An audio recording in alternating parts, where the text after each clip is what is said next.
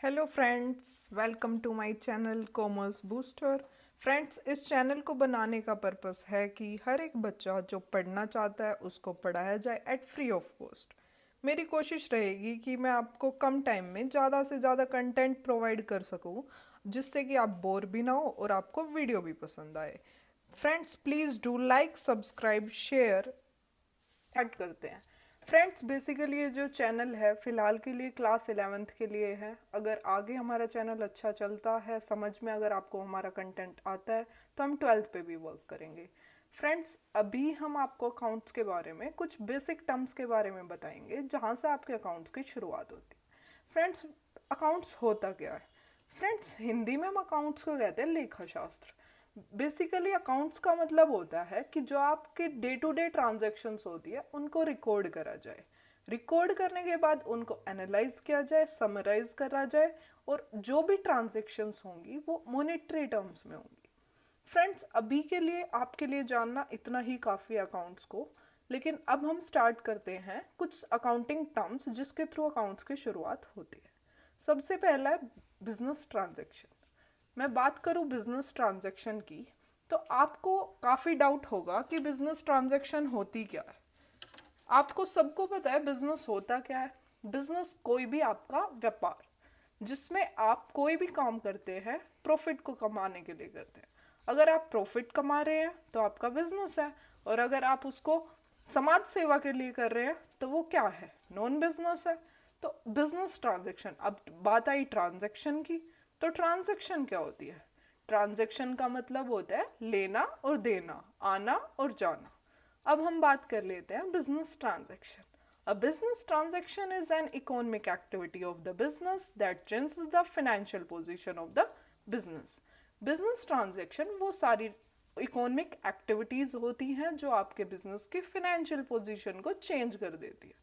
अब हम बात कर लेते हैं कि अभी मैंने आपको बताया कि बिजनेस और ट्रांजैक्शन। बिजनेस मतलब किसी भी चीज का काम करना जो प्रॉफिट के लिए बेसिकली करा जाए, और ट्रांजैक्शन मतलब आदान प्रदान, लेना देना।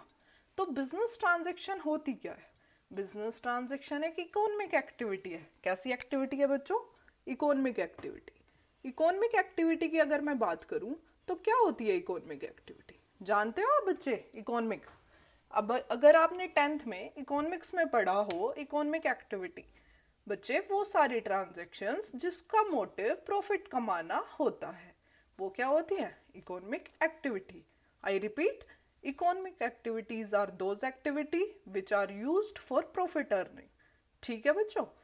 Of the business. Business transactions की इकोनॉमिक एक्टिविटी बिजनेस की ही होती है जो आपकी फाइनेंशियल पोजीशन को चेंज कर देते हैं। अब आपको डाउट रहा होगा कि फाइनेंशियल पोजीशन क्या होती है। फाइनेंशियल पोजीशन की अगर मैं बात करूं तो आपके बिजनेस में कितना कैश आया, कितना कैश गया, वो आपके बिजनेस की पोजीशन को बताता है। जैसे आपके बिजनेस में 5,000 का कैश आया, उसमें से 4,000 खर्च हो गए, तो ये आपकी क्या हो गई? Financial position. अब हम बात कर लेते हैं second term is capital. I hope बच्चों आपको फर्स्ट टर्म में कोई डाउट नहीं आया होगा। बच्चों एक बार ही दोबारा से रिपीट कर देती हूँ। एक बिजनेस ट्रांजैक्शन वो ट्रांजैक्शन होती है जो एक इकोनॉमिक एक्टिविटीज होती है। इकोनॉमिक एक्टिविटी जिसका मोटिव प्रॉफिट कमाना हो और वो आपके बिजनेस की फाइनेंशियल पोजीशन को चेंज कर दे। ओके, अब हम स्टार्ट करते हैं सेकंड टर्म। वो क्या है? कैपिटल। कैपिटल का मतलब बच्चे अभी तक आप पढ़ते आए होंगे कैपिटल का मतलब राजधानी, लेकिन नहीं, हमारे अकाउंट्स में कैपिटल का मतलब राजधानी नहीं होता। आपको पता है कैपिटल क्या होती है? कैपिटल वो पैसा जो एक बिजनेसमैन अपने बिजनेस में लगाए इज नोन एज कैपिटल। सबसे पहले मैं बात करूं कैपिटल की, तो थोड़ी सी डेफिनेशन देख लेते हैं। The amount invested by the proprietor in a business firm is called capital. I repeat, the amount invested by the proprietor, जो अमाउंट प्रोप्राइटर ने अपने बिजनेस में लगाया इज कॉल्ड कैपिटल। अब हम बात कर लेते हैं प्रोप्राइटर क्या होता है। प्रोप्राइटर क्या होता है? प्रोप्राइटर बच्चे, प्रोप्राइटर का मतलब होता है ओनर। प्रोप्राइटर का मतलब ओनर।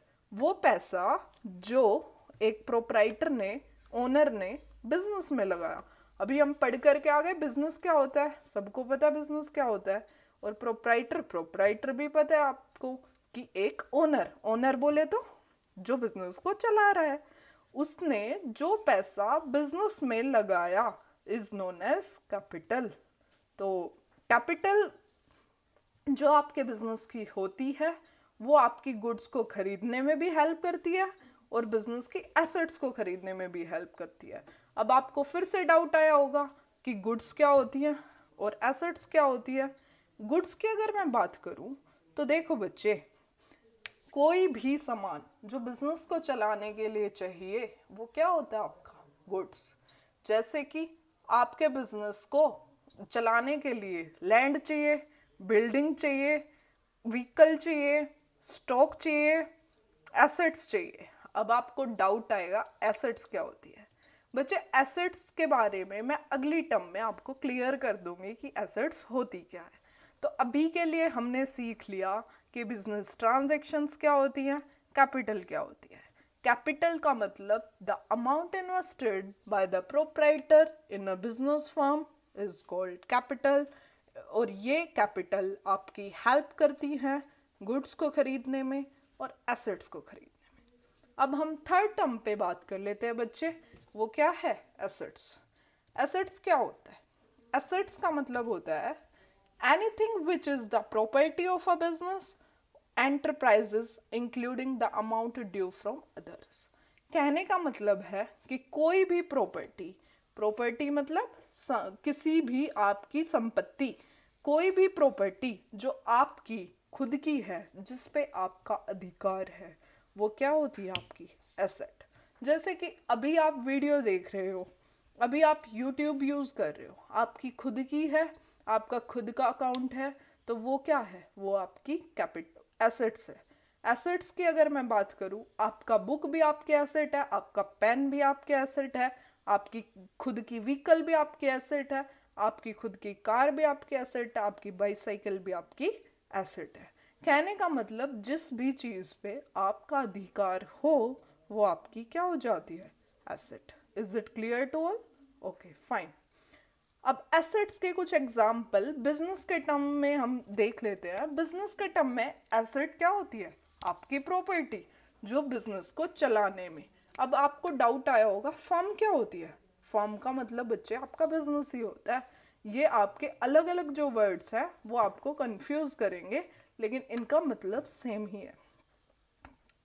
उसके बाद हम बात कर लेते हैं इसके एग्जाम्पल एसेट के। अभी बता के आई मैं, आपके पास आपका कैश है, आपका कैश बोले तो आपका खुद का पैसा, वो भी क्या होगी आपकी एसेट। आपके घर में सोफे वगैरह रखे होंगे, वो भी क्या होगी आपकी एसेट। आपके घर में टीवी होगा, वो भी क्या होगी आपकी एसेट।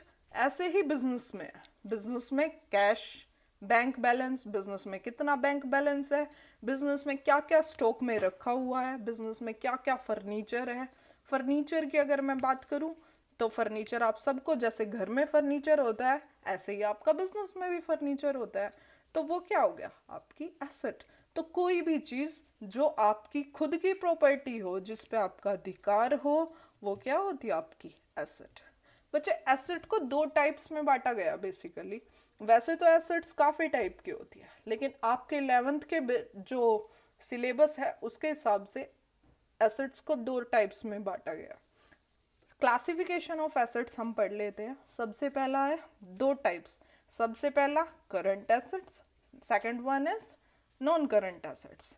बच्चे करंट एंड नॉन करंट, ठीक है। तो करंट एसेट्स क्या होते हैं? करंट एसेट्स वो सारी assets which can be converted into the cash with in 1 year. वो सारी एसेट्स जो कैश में कन्वर्ट करी जा सकती हैं 1 साल के अंदर। अब जैसे ही करंट के बारे में पढ़ा, उसी का उल्टा क्या होगा, non current assets which can not be converted into cash with in 1 year, या फिर विच can be converted into cash more than 1 year. बच्चे देखो, अब थोड़ा हिंदी में मैं बता देती हूँ। जो आपकी एसेट 1 साल के अंदर कैश में कन्वर्ट कर दी जाए, उनको क्या कहते हैं, current asset. For example stock, जैसे सामान, आज आप सामान खरीद के लाए बिजनेस में, जैसे आपकी एक रिटेल शॉप है, रिटेल शॉप समझते हो, जनरल स्टोर जो आपके घर के पास रहती है जिसपे आपका राशन का सामान मिलता है। तो वहां पे वो सामान जो दुकानदार होता है वो खरीद के क्यों लाता है? वो इसलिए खरीद के लाता है जिससे कि वो उस सामान को क्या कर सके, बेच सके। बेचने के लिए लाया ना। तो जैसे ही वो मार्केट से सामान खरीद के लाया और उसने सामान का क्या किया, तुम्हारे पास बेच दिया। तो तुम सबके पास जब मैं सामान उसने बेचा तो वो क्या हुआ, उस आपने उसके बदले क्या दिया होगा, कैश। कैश दिया होगा तो वो क्या हुआ, करंट एसेट। कि उसने आपको सामान क्या किया, बेचा, और आपने उस सामान को क्या करा, खरीदा, और आपने उसको बदले में क्या दे दिया, कैश। तो ये कौन सी एसेट हो गई दुकानदार के लिए, करंट एसेट्स, क्योंकि ये 1 साल के अंदर कैश में कन्वर्ट हो गई। वैसे तो ये तुरंत हो गई कैश में कन्वर्ट, बट कई बार आप बिल बना के दे देते हैं, 2-3 महीने का टाइम होता है। तो इसीलिए वो सारी एसेट जो 1 साल के अंदर कैश में बदल जाए वो क्या होती हैं, करंट एसेट। जैसे कि अभी हम बात कर लेते हैं डेटर्स। बच्चे ये जो टर्म्स है डेटर्स अभी के लिए छोड़ दो, जब मैं नेक्स्ट वीडियो लेकर के आऊंगी आपको ये समझ आएंगे, क्योंकि हम टॉपिक वाइज चल रहे हैं और टॉपिक के हिसाब से मैं आपको कंटेंट क्लियर करती चल रही हूँ। ठीक है, अब अभी के लिए हमने क्या सीखा, स्टॉक। स्टॉक अभी बताया मैंने कि वो सामान खरीद के लाया, बेच दिया, वो क्या हो गई, आप क्या उसके लिए, दुकानदार के लिए क्या हो गई, वो करंट एसेट। अब हम बात कर लेते हैं नॉन करंट एसेट्स की। Non current assets can not be converted into cash with in 1 year. वो सारी एसेट्स जो 1 साल के अंदर कैश में कन्वर्ट नहीं करी जा सके, या फिर 1 साल से ज्यादा में कैश में कन्वर्ट करी जा सके। एग्जाम्पल अगर मैं बात करूं नॉन करंट एसेट्स की, तो आपकी लैंड एंड बिल्डिंग भी हो सकती है। अब आपने लैंड एंड बिल्डिंग खरीद ली, मान लो आपने घर में, मतलब आपके पापा वगैरह हैं, उन्होंने जमीन खरीद ली, तो वो जमीन क्या कल बेच देंगे, वो नहीं, कम से कम 4-5 साल तो अपने पास रखेंगे ना। तो वो क्या हो गई, वो आपकी क्या हो गई, नॉन करंट एसेट्स। कहने का मतलब है जैसे आपके घर की जमीन होती है ऐसे ही बिजनेस के पास भी लैंड होती है। तो वो जो लैंड खरीदते हैं वो मोर देन 1 ईयर के लिए खरीदते हैं, तो वो क्या हो गई, नॉन करंट एसेट। तो यहाँ पे बच्चे इसका एग्जाम्पल आप लिख सकते हो, लैंड एंड बिल्डिंग। ठीक है, उसके बाद अब हम बात कर लेते हैं types of non current assets. Current assets में किसी को कुछ डाउट है तो प्लीज पूछ लेना। विच can be converted into cash with in 1 year. 1 साल के अंदर जो एसेट्स आपकी कैश में कन्वर्ट करी जा सके वो क्या होती हैं, current assets. Non current assets which can not be converted into cash with in 1 year या फिर मोर देन 1 ईयर। अब हम बात कर लेते हैं टाइप्स ऑफ करंट एसेट्स। बच्चे करंट एसेट्स बेसिकली 3 टाइप की होती है, एक फिक्स्ड एसेट्स, दूसरा tangible assets, and third one is intangible assets. बच्चे फिक्स्ड एसेट्स, अभी आपको पता है कि एसेट होती क्या है, जो आपकी खुद की प्रॉपर्टी होती है या फिर जो बिजनेस की प्रॉपर्टी होती है, वो आपकी क्या हो गई, फिक्स्ड एसेट्स। तो वो क्या हो गई आपकी एसेट। तो एसेट्स में सबसे पहली जो टाइप है वो क्या है, फिक्स्ड एसेट्स। अभी मैंने बताया फिक्स्ड एसेट्स, फिर उसके बाद दूसरी टाइप क्या है, टेंजिबल एसेट, और थर्ड टाइप क्या है, इंटेंजिबल। ऐसे 3 टाइप्स में आपने क्लासिफाई किया है किसको, नॉन करंट एसेट्स को। I repeat, fixed assets, tangible assets and intangible assets. Okay बच्चे, अब हम इसके बारे में ब्रीफ में पढ़ते हैं, फिक्स्ड एसेट्स क्या होती है, टेंजिबल क्या होती है और इंटेंजिबल क्या होती है।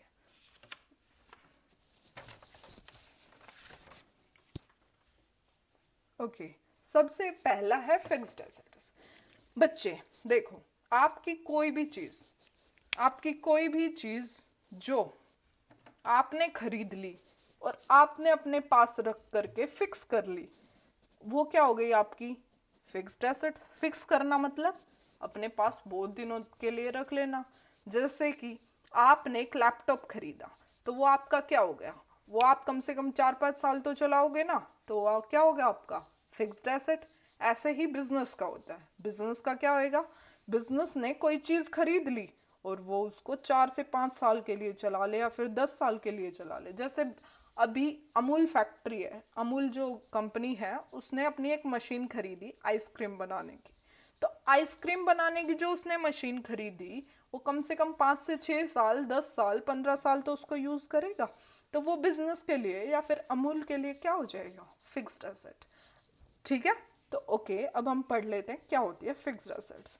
These are those assets which are held for continued use, मतलब जिनको खरीदा जाए कंटिन्यूअस यूज के लिए, मतलब जो डेली डेली यूज होए in the business for the purpose of producing goods and services, जिनका पर्पस होता है गुड्स एंड सर्विसेज प्रोड्यूस करना। ओके, अब मैं इसको ठीक से समझा देती हूँ, एक बार रिपीट करती हूँ। These are those assets which are held for continued use in the business for the purpose of producing goods and services। वो सारी assets जो आपके कंटिन्यूअस यूज में आए, जैसे मैंने बताया कि मशीन जो खरीदी अमूल ने क्या बनाने के लिए, आइसक्रीम बनाने के लिए। तो बच्चे जो आपने मशीन खरीदी थी अमूल जो कंपनी है उसने, तो उसमें आइसक्रीम जो बनाना उसका पर्पस था, वो क्या बनाई उसने, गुड्स बनाई। गुड्स बोले तो सामान बनाया, और अब वो पब्लिक को क्या करेगा, सर्विस प्रोवाइड करेगा, अमूल की सर्विस।